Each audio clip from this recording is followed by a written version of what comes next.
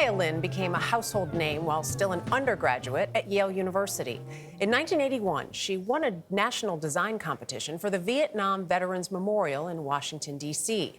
Once controversial, it's since been embraced as a powerfully evocative tribute to those we lost. She went on to design other acclaimed works, including the Civil Rights Memorial in Montgomery, Alabama. But unlike those enduring monuments, her latest creation won't be around for long.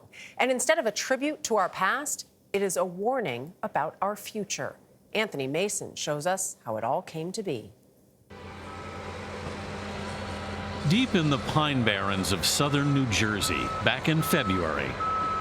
What height is that one? I mean, they're all in the 35 to 40 range. The designer Maya Lin was picking out dying trees. But I think the two, they're just too short. Okay. For a public art project aimed at illuminating the costs of climate change. If we cut him at 40, he might be okay. She made it clear she wanted trees that are in trouble. So we're looking for something that it's gonna die. Forester Bob Williams, who worked with Lin, says these Atlantic white cedars are dying on the East Coast because of rising sea levels and hurricanes. So we've got to get the public to better understand our forest and what's happening. And this is terrific. When did you first see this idea in your head? Summer of 2019. Lin's idea? I would like to bring a ghost forest to Manhattan. And in March, that's just what she did. The trees trucked into New York could be no taller than 52 feet, so the flatbeds could take the city's tight corners. The main preparator, Tom Reedy, and I both lost a lot of sleep going, oh yeah, we're gonna move 50-foot dead trees to the middle of Manhattan. But late at night, they arrived at Madison Square Park. There are 49 trees. And this is how you mapped it out? I mapped it out, but literally, we had to avoid all these lines, electrical lines, sewage lines. Lin had modeled the entire project in her New York studio. I literally had to choose and recalibrate every hole after the first hole because each tree was in complete dialogue with its neighbor. And spacing, distancing. Having mapped this out and studied it and made models, do you still get surprised? I'm terrified it's not gonna work. Every single time, I have nightmares, and I never know if it's gonna work or not. Well, And how do you feel about it now? I'm feeling pretty good about it. I think we need to plant everything. The Ohio-born artist and architect has made a lasting mark on the American landscape, designing the Vietnam Veterans Memorial in Washington, the Civil Rights Memorial in Montgomery, Alabama, and a series of wave field installations, like this one at the University of Michigan. Because I'm making them a little closer and I want to see what happens. But as Lin was in the final stages of creating the ghost forest, in late January, her husband of nearly 25 years, Daniel Wolfe, died of a sudden heart attack.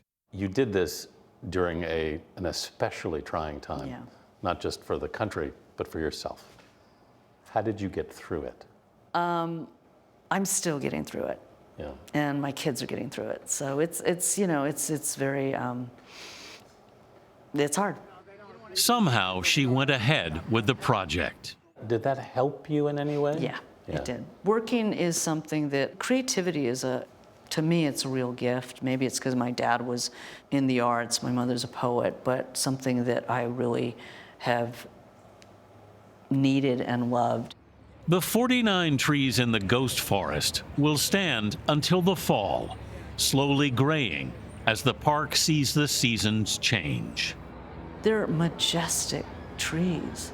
They're beautiful. Just as a work of art, they're 50 feet tall. They're 60 to 80 years old.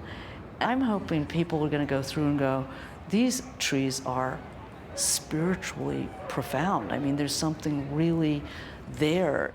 Sometimes I think haunting and beautiful can move you in a way that will hopefully get us to say, this is happening, care enough to do something.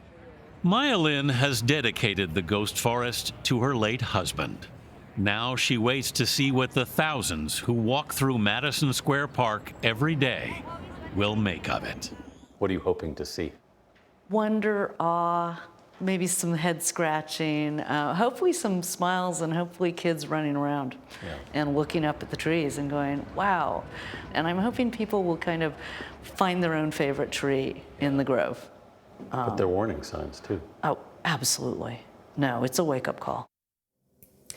Inspired by Maya Lin's Ghost Forest, in June, Madison Square Park Conservancy is organizing a symposium to explore how public art can address climate change.